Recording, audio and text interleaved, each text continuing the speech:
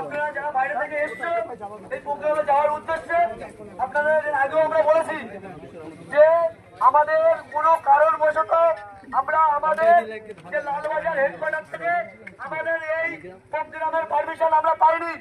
সেই কারণে আমাদের বিধায়ক তথা আইএসএফের চেয়ারম্যান নওশাদ সিদ্দিকী ভাইজান আমাদেরকে বার্তা দিয়ে দিয়েছে এই পর্যন্ত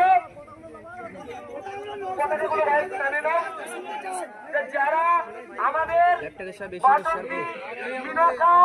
এই দিক দিয়ে যারা আসছো মালঞ্চ এই দিক দিয়ে তথা ভাঙড় বিধানসভার যে 10-13টি অঞ্চল আছে সেই লোকগুলো নিয়ে আমরা সোনপুর যে আমাদের সবজি মার্কেট সেখানে দুপুর 1টা থেকে আমাদের প্রোগ্রাম হবে। সাথে সাথে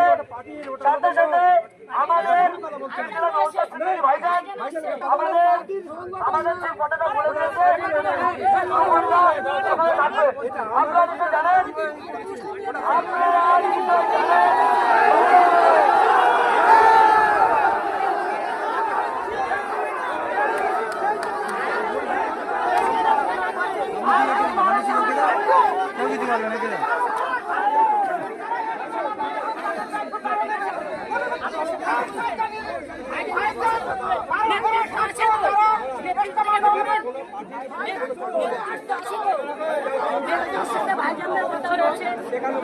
এখানে বাধা দেবে, আমাদের বাধার সম্মুখীন হতেই হবে। এখানে জয় শ্রীরাম বলে গেলে তো বাধা দেন আপনারা? আমরা ভারতের নাগরিক নয় স্যার? আমরা যে অন্যায় করে আমাদের জুলুম চাপানো হচ্ছে, আমরা প্রতিবাদ করবো না? আমরা কি অন্যায় করছি? আমাদের ওই ঘাড়ে কেন ওয়াকফ বিল চাপানো হলো আপনারা বুঝতেই পারছেন।